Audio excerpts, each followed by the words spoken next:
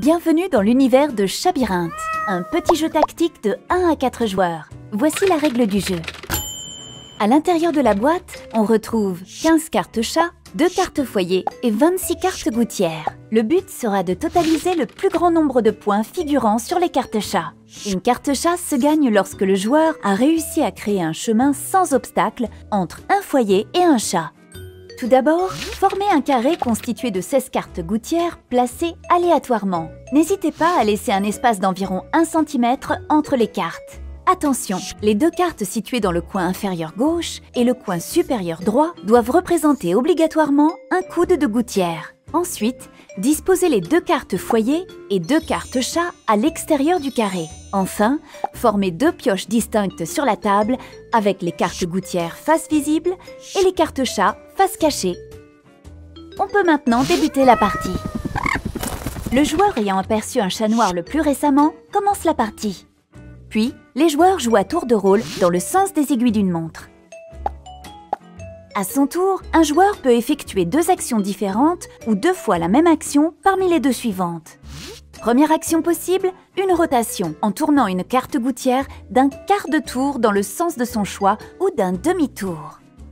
Deuxième action possible, une insertion, c'est-à-dire mettre en jeu une nouvelle carte gouttière. Il faudra prendre la carte gouttière du dessus de la pioche et pousser la ligne ou la colonne choisie pour l'insérer. Puis, enlever la carte gouttière qui dépasse du carré et la mettre sous la pioche. À l'issue d'une action, on peut gagner une carte chat. Pour cela, il faut créer un cheminement continu de gouttières reliant une carte chat à l'une des 2 cartes foyer. Quand un joueur gagne une carte chat, il la pose devant lui, face visible. 1. La carte foyer est immédiatement décalée d'1 cran dans le sens des aiguilles d'une montre. 2. Une nouvelle carte chat tirée de la pioche est mise en jeu. Elle est placée 1 cran plus loin que celle gagnée. Attention, les cartes chat et les cartes foyer ne peuvent pas être superposées. Voici 2 points à retenir. Les réactions en chaîne sont possibles et un joueur peut gagner 2, 3, voire 4 chats en un seul tour de jeu. Et si 2 chats sont gagnés lors d'une même action, ils sont remplacés et décalés au même titre que les cartes foyer. On arrive à la fin du jeu lorsque les 15 cartes chats sont remportées. La partie s'arrête et les joueurs totalisent leurs points. Celui qui a le plus de points est désigné le meilleur ami des chats. C'est tout pour la règle. Maintenant, à vous de jouer. Vous pouvez aussi continuer à regarder cette vidéo pour découvrir les variantes du jeu. Il existe 4 variantes différentes du jeu. La variante chaton, pour les plus jeunes, avec les mêmes règles mais une mise en place différente. On forme un carré de 3 par 3 et non plus de 4 par 4. Le positionnement obligatoire des 2 gouttières dans les coins est identique et toutes les autres cartes gouttières peuvent être placées aléatoirement.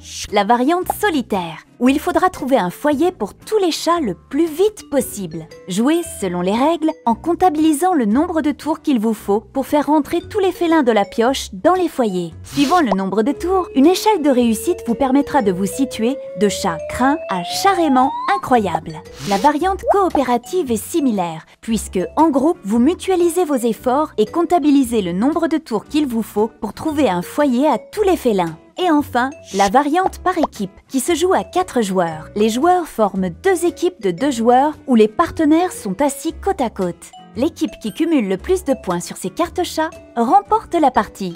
Et voilà, c'est fini pour les règles. Et c'est à vous de jouer.